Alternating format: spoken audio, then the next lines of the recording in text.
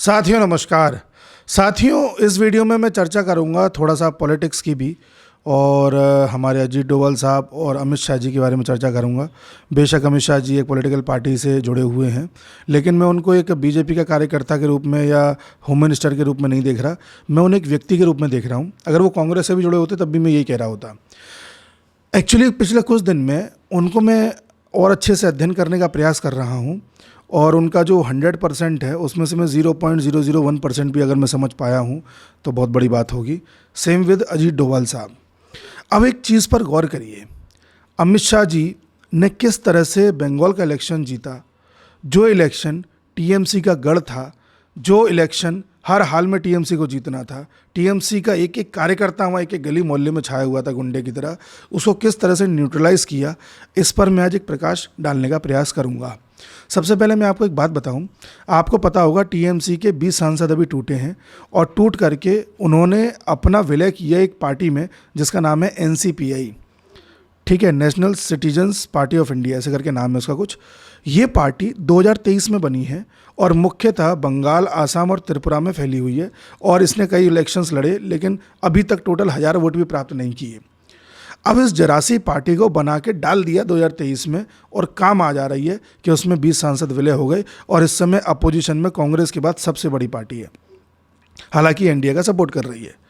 तो आप एक चीज़ पर गौर करें कि जिस बंगाल के बारे में सब कहते थे कि यहाँ ममता बनर्जी की पार्टी को बर्खास्त कर दो, राष्ट्रपति शासन लगा दो, ममता बनर्जी का इस्तीफा ले लो, तमाम तरह की बातें होती थी।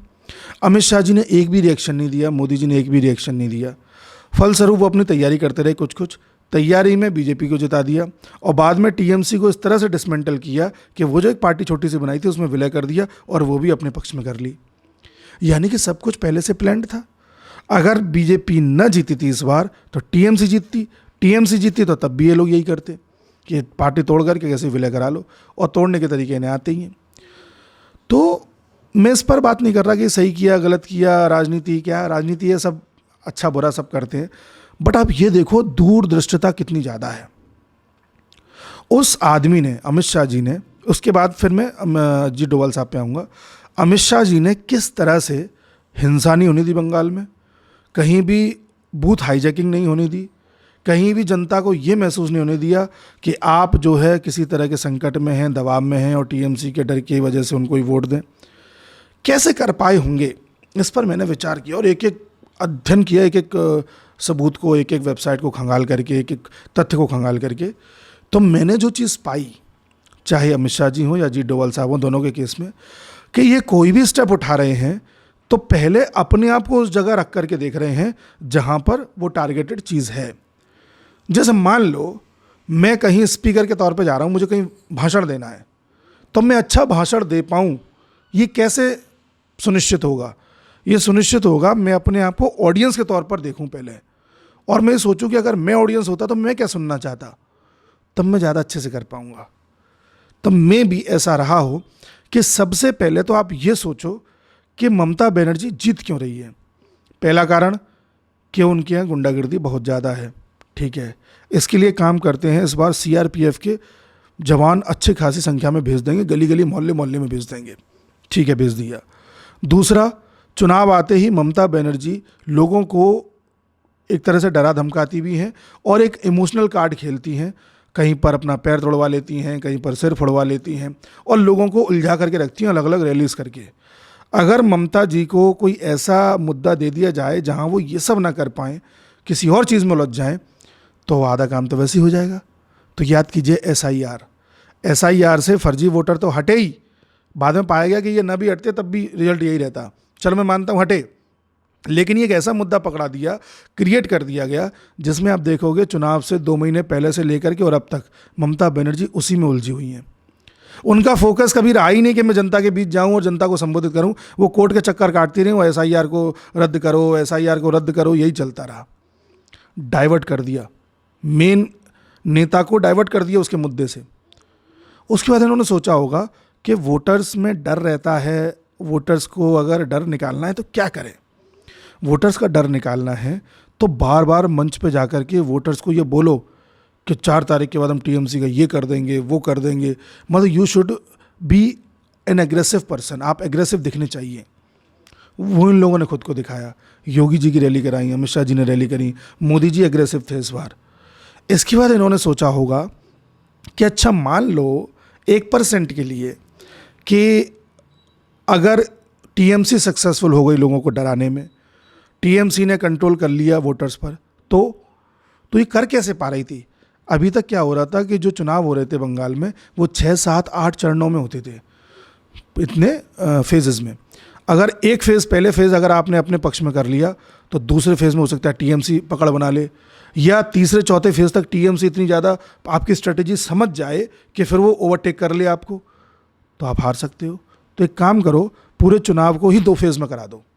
जब तक टीएमसी समझ पाएगी इतने में दूसरा फेज़ हो जाएगा, चुनाव खत्म। और पहला फेज़ वहाँ कराओ जहाँ हम ज़्यादा जीतते हैं, जिससे कि हमारे कार्यकर्ताओं में कॉन्फिडेंस आ जाए कि देखो हम जीत रहे हैं। और जब आएगा वोटिंग परसेंटेज बढ़ा हुआ और लगेगा कि लोग निकल निकल के वोट दे रहे हैं बीजेपी को, तो दूसरे फेज़ वाले लोग जो अभी तक डरे हुए थे, सहमे हुए थे, जहां हम नहीं जीत पा रहे थे बीजेपी वाले, तो वहां पर अपने आप कॉन्फिडेंस आए और वो भी उसी के पक्ष में हो जाए। हवा क्रिएट करो पहले, हवा।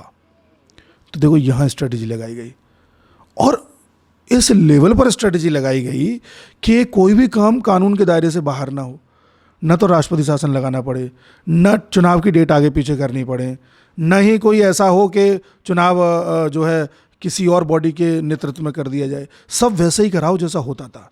इलेक्शन कमीशन ही करे, सीआरपीएफ ही जाए, कोई डेट आगे पीछे ना हो, जब कार्यकाल ख़त्म हो रहा है तभी कार्यकाल ख़त्म हो। मतलब एक भी चीज़ ऐसी मत दो जिसको मुद्दा बना करके वो ये कह सकें कि देखो ये तो संविधान से खिलवाड़ कर रहे हैं, कानून से खिलवाड़ कर रहे हैं। ठीक है। और उसके बाद चुनाव करा के अगर पक्ष में वोट आते हैं अच्छी बात है, नहीं आते तो वह एनसीपीआई नाम की पार्टी तैयार रखो जिससे कि अपना ही ऑपरेशन चला दें। किस लेवल पर माइक्रो डिटेलिंग करी है। और अच्छा, वोट कौन डलवाता है? कार्यकर्ता। कार्यकर्ता घर घर जाता है, वोटर्स को निकालता है और मोटिवेट करता है कि जाइए वोट डालिए। मान लो कार्यकर्ता ही नहीं निकला तो क्या करें? कार्यकर्ता कई पिछले बार मारे गए थे, इस डर की वजह से नहीं निकले तो क्या करें? तो एक काम करो, कार्यकर्ताओं के बीच जा करके बैठो, आधी रात को चले जाओ, कार्यकर्ताओं के बीच बैठे रहो, उनको मोटिवेट करते रहो।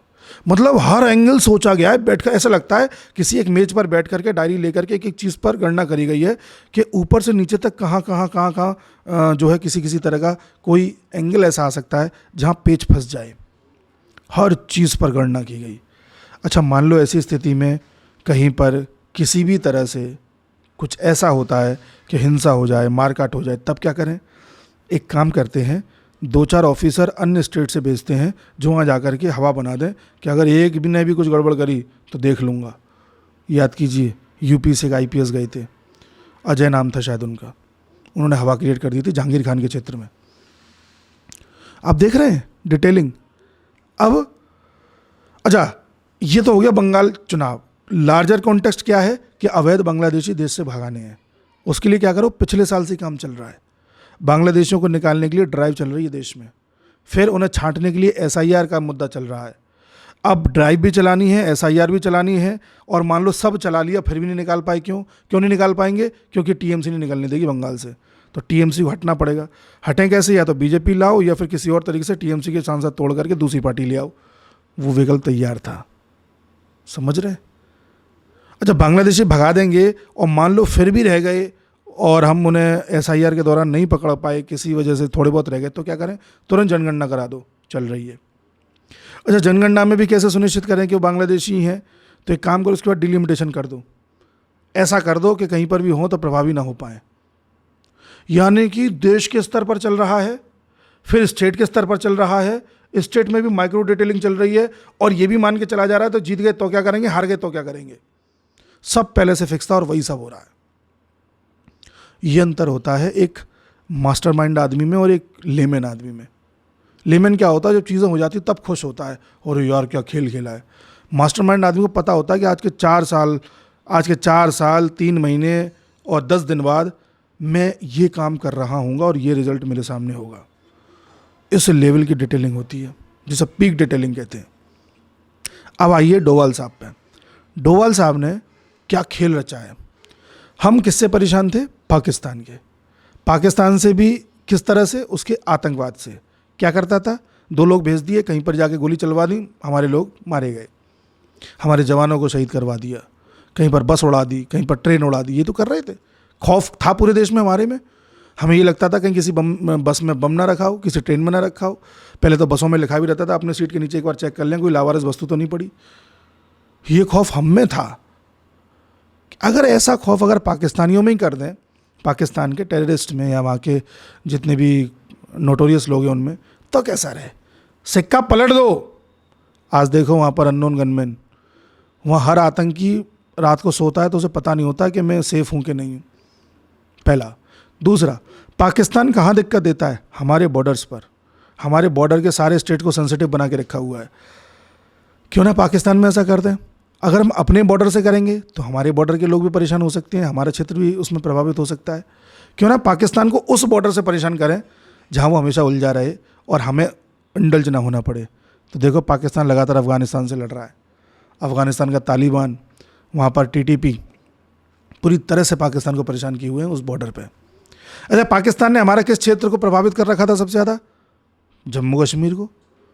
यहाँ पर एक तरह से इंसर्जेंसी हो गई, अलगाववाद हो गया, तमाम तरह के यहाँ पर जमहूरियत, कश्मीरियत, किस किस तरह के नारे लगते थे, यही सब चल रहा था।